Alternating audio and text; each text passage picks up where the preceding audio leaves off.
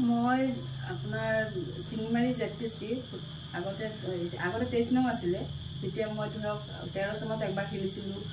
আৰু 18 চনত মই এবাৰ খেলিছিলোঁ তেতিয়া 23 নং আছিলে এতিয়া ৰিচেণ্টলি আপোনাৰ ডিলিমিনেশ্যনৰ কাৰণে তাৰপিছত আপোনাৰ এতিয়া 27 নং হৈছে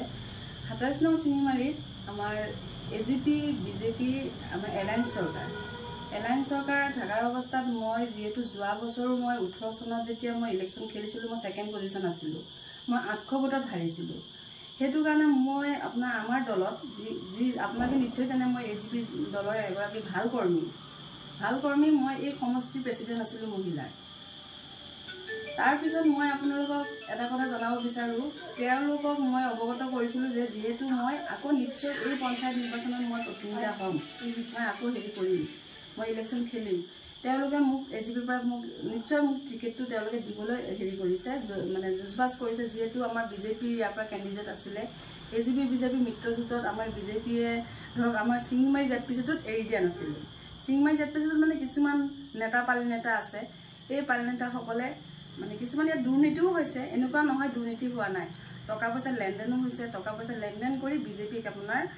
যিজন BJP এজন নেতাক দিলেও আমি মানি ল'ব পাৰিলোঁ হয় মই নিৰ্দলীয় খাৰা নহ'লো হয় যেতিয়া এজন BJP কৰ্মীক দিলেহেঁতেন বা এজন AGP বা মোক নিদিলে নাই মই সেইখিনি মই দুখ নকৰোঁ যিহেতু মই দলত আজি 20 বছৰ ধৰি খাটি আছোঁ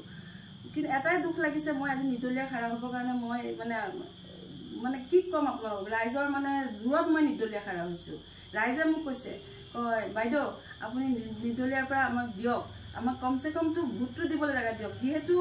আমি ইমান দিন আপোনালোকৰ লগত লাগি আছিলোঁ আপোনাৰ ওচৰত আছিলোঁ আপুনি 20 বছৰ ধৰি এই চামগুৰি সমষ্টিত চিংমাৰী ZPCটো আপুনি ধৰি ৰাখিছিলে এতিয়া সময়ত এনেকুৱা এটা সময় আহিছে আমাৰ চৰকাৰ আমাৰ ভাল দিন এই ভাল দিনত আমাৰ মানে আপুনি টিকেটটো পোৱা নাই আপুনি টিকেটটো নোপোৱাৰ কাৰণে আমাৰ বহুত ক্ষোভ আছে আপুনি আমাক ভোট দিবলৈ জেগাটো দিয়ক ৰাইজৰ মানে জোৰত মই নিৰ্দলীয় খেলিবলৈ বাধ্য হৈছোঁ আৰু যিহেতু ধৰক যিজন মানুহক আমাৰ টিকেট দিছে BJPৰ পৰা সেই BJPৰ লোকজন যিজনে টিকেট পালে সেই লোকজন উপ নিৰ্বাচনত মই দীপলু ৰঞ্জন শৰ্মাৰ হৈ পেলাই মই নিজেই কেম্পেইন কৰিছিলোঁ গোটেই সমষ্টিয়ে ঘূৰিছিলোঁ কিন্তু সেই মানুহজন কংগ্ৰেছ কৰিছিলে কিন্তু সেই কংগ্ৰেছী এজনক পটক কৰি আপোনাৰ চিংমাৰী 27 নং চিংমাৰীত BJP ZPC হৈ কেনেকৈ দিব পাৰিলে ৰাইজৰ কোনো মনোমত লোৱা নাই ৰাইজৰ কোনো মতামতৰ কোনো কথা অহা নাই খালি মানে কিছুমান পালি নেতাই মানে কি টকা লেনদেনত মই শুনা মতে বহুত টকা লেনদেন হৈছে বহুত টকা লেনদেনত আপোনালোকৰ BJPৰ টিকেটখন বিক্ৰী হৈছে BJPৰ টিকেটখন বিক্ৰী হৈছে ঠিকেই কিন্তু তেওঁলোকে গম পায়ে নিশ্চয় এতিয়া 2020 চলি আছে IPLৰ 2020 টছত তেওঁলোক জিকিছে কিন্তু মই বলিং কৰিম তেওঁলোকে বেটিং কৰি লৈ যাওক